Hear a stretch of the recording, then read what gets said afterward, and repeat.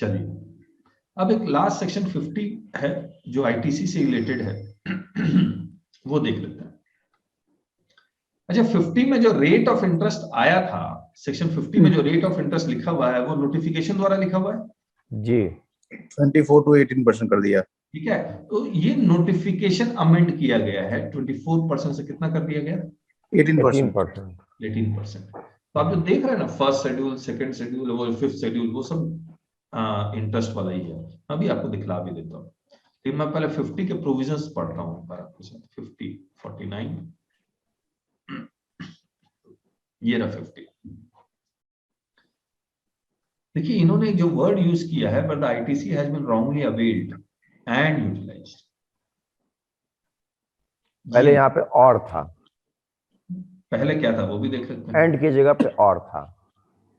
अच्छा, avail are utilise था। Third नहीं, देखिए पहले क्या था, taxable person who makes an undue और एक्सेस क्लेम ऑफ आईटीसी, हाँ वही कह रहा हूँ ना, बिकॉज ऑफ मिसमैच 42 और 43। तो ये 42, 43 का तो रेफरेंस ही हटा दिया इन्होंने। उसके आगे फिर लिखा है ना, सच अनड्यू और एक्सेस क्लेम। अनड्यू और हाँ, एक ही बात है वो तो। अब यहाँ पर लिखा हुआ है रॉन्गली अवेल्ड। हाँ, now how to decide wrongly availed and utilized? Wrongly availed and wrongly utilized, ठीक है। आप कहानी समझिए इसका रॉन्गली यूटिलाइज का मतलब। रॉन्गली यूटिलाइज का मतलब बताइए। जो क्रेडिट लेना ही नहीं था वो आपने यूटिलाइज कर लिया। यानी कि 2B में आपको बताया गया ये क्रेडिट नहीं लेना था, आपने ये ले लिया। 17/5 में क्रेडिट ब्लॉक था, आपने क्रेडिट ले लिया। और 180 दिन के अंदर पेमेंट नहीं किया आपने, और आपने क्रेडिट रिवर्स करना था, नहीं किया। तो they are all case of wrongly utilized. The registered person shall pay interest on such ITC wrongly availed and wrongly utilized at such a rate not exceeding 24%. इसी 24% कितना कर दिया गया, 18। अब झंझट ही खत्म हो गया। सर सर सर सर हाँ बोलिए। अभी भी 24% तो रहेगा। हाँ ऑब्वियसली प्रोस्पेक्टिव नहीं, वो रहेगा इसलिए यहाँ पे लिखा, अगर आपने ले लिया और उसे यूटिलाइज नहीं किया तो 18 है, अगर यूटिलाइज कर लिया तो 24 ले लूंगा। नहीं नहीं नहीं, ऐसा नहीं। फिर से देखिए, पढ़िए आप पढ़िए। ये देखिए, ये कहता है at such rate not exceeding 24%। मैं आपको शेड्यूल में लेके चलता हूँ। ये इंटरेस्ट का notification, in the said notification in the table against serial number 2 in column 3 for the figures 24, the figures 18 shall be substituted with effect from 1 July 2017। अलग बात है, अगर किसी ने 24% के हिसाब से इंटरेस्ट दे चुके हैं तो दे चुके हैं, वो मिलेगा नहीं। वो तो मिलेगा कमा लिया आपने, ठीक है। और हमने यहाँ लिख दिया rate of interest in case of wrong utilization of ITC shall be 18% with effect from 1 July 2017। आया तो फिर 24% निकल ही गया ना सर, 24%। हाँ, 1 जुलाई 2017 से। यानी कि आज अगर आपको नोटिस आता है और पुराना रॉन्गली यूटिलाइज आपसे मांगते हैं तो उस पे जो इंटरेस्ट है वो 18% पर एनम ही है।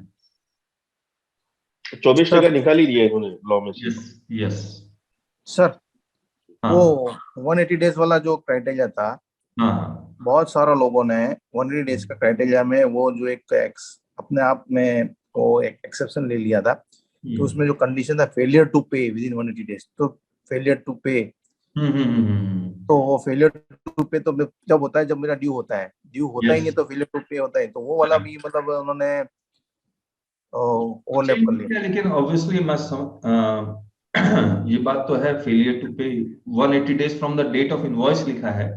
फेलियर टू पे हमारी एग्रीमेंट हुई कि मैं 7 महीने बाद पेमेंट करूंगा, तो obviously I will pay after 7 month from the invoice issue किया, उसके 7 महीने बाद पे करूंगा, ये एग्रीमेंट है जी। तो मेरा 180 डेज काउंट होना चाहिए उस 7 महीने के बाद, न कि from the date of invoice. तो ये तो अब कोर्ट का इंटरप्रिटेशन का है। देखिए एक्ट बजट प्रपोजल में कुछ नहीं है। हाँ बस मतलब वो मतलब 180 डेज डेट ऑफ इन्वॉइस से पकड़ नहीं लेगा, बराबर है ना? यस, वो तो डेट ऑफ इनवॉइस से ही पकड़ेगा ऑफिसर।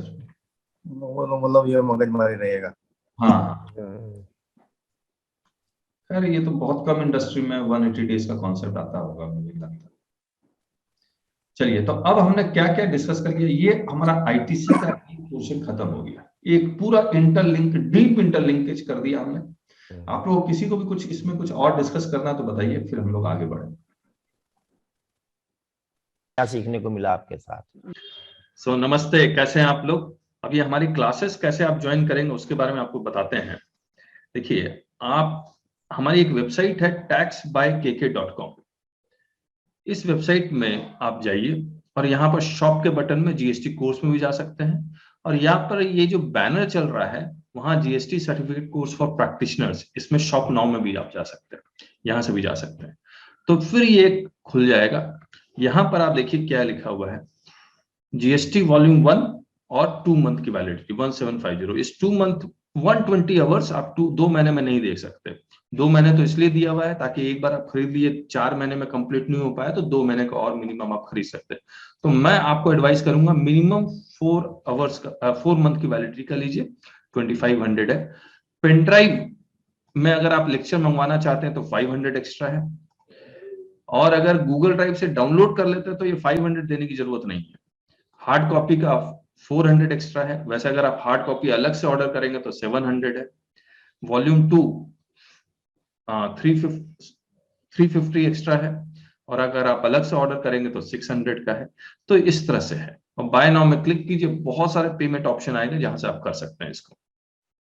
और हमने यहाँ पर आपको एक बात बता दें, हमने बहुत ही लिखा हुआ है कि हम लोग करते क्या है, यहाँ पर पूरा डिटेल लिखा हुआ है, तो मैं उसको पढ़ नहीं रहा हूँ, आप खुद पढ़ लीजिएगा वेबसाइट में जाके।